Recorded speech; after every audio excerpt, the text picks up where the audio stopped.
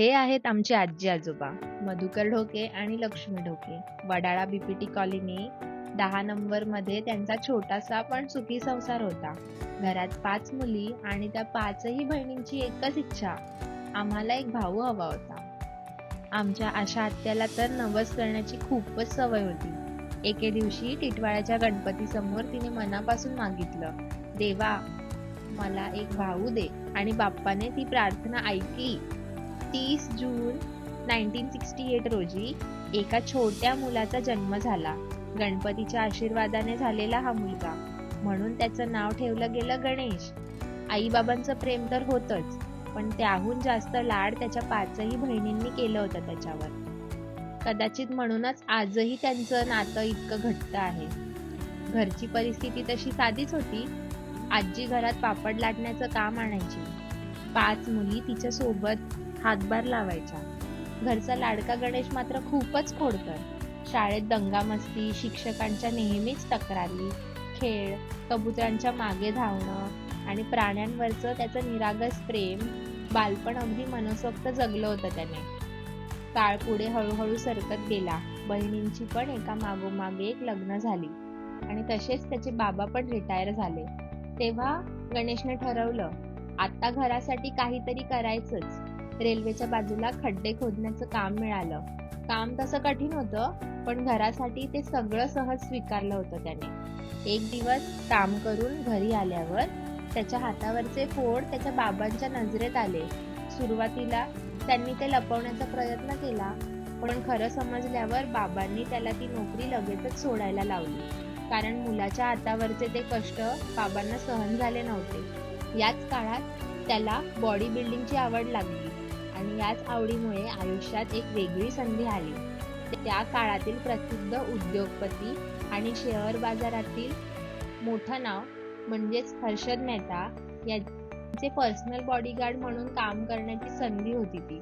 पण जेव्हा हर्षद मेहता प्रकरण समोर आलं, तेव्हा बाबांनी गणेशला फक्त एकच सांगितलं, ही नोकरी लवकरात लवकर सोड. आणि पमेशने एक क्षणही विचार न करता बाबांचा शब्द मानला. सरकारी नोकरीचं स्वप्न कायम होतच त्याच्या डोक्यात. वेगवेगळ्या विभागांचे फॉर्म सुद्धा भरलेले. प्रत्येक कॉलची वाट पाहिली, पण अजून वेळ यायची होती.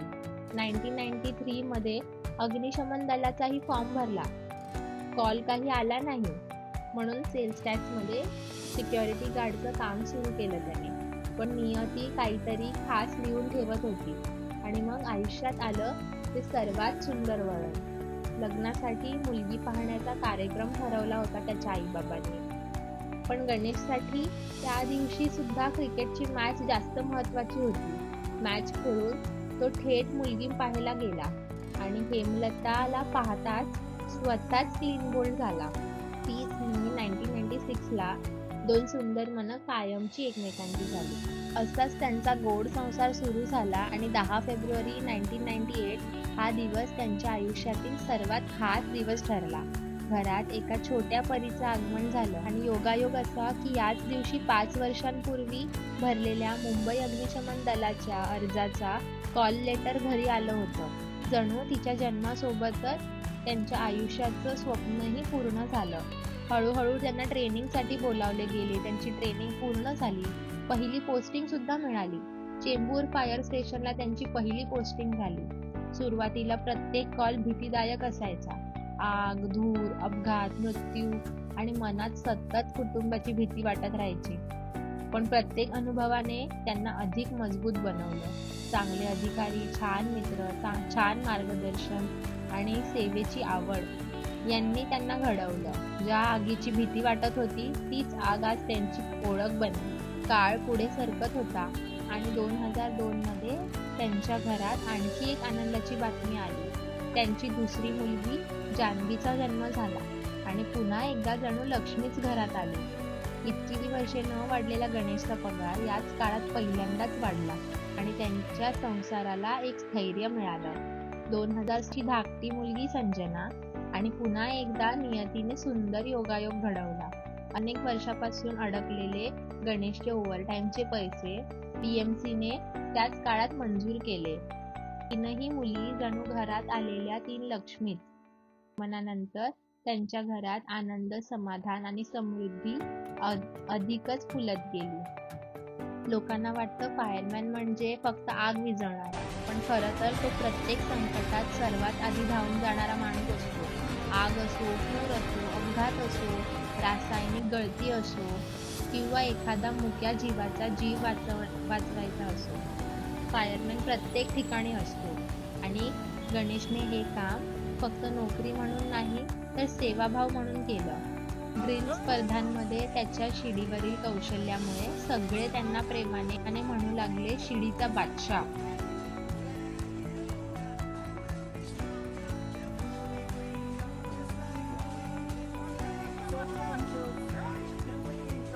आणि फायरमॅन म्हणून रुजू झालेले गणेश ढोके आज संपूर्ण मुंबई अग्निशमन दलासाठी ढोके तांडेल आहेत.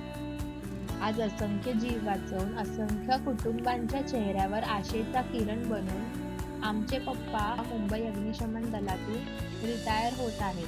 पण सुपर हिरो कधीच निवृत्त होत नाही. मम्मी पप्पा, तुम्ही आम्हाला फक्त जन्म दिला नाही, तर आयुष्य कसं जगायचं हे शिकवलं. प्रामाणिकपणा, कर्तव्य, संस्कार, कष्ट आणि माणुसकी हीच आमची खरी संपत्ती आहे, जी आम्हाला तुमच्याकडून मिळाली. आज आम्ही तिघी बहिणी अभिमानाने एकच गोष्ट सांगू शकतो, तुमच्या पोटी जन्माला आलो हे आमचं सर्वात मोठं भाग्य आहे. आणि देवाकडे आमची एकच प्रार्थना, प्रत्येक जन्मात आम्हाला आई बाबा म्हणून तुम्हीच मिळा. ढोके तांडेल, तुम्हाला आमचा मनापासून सलाम.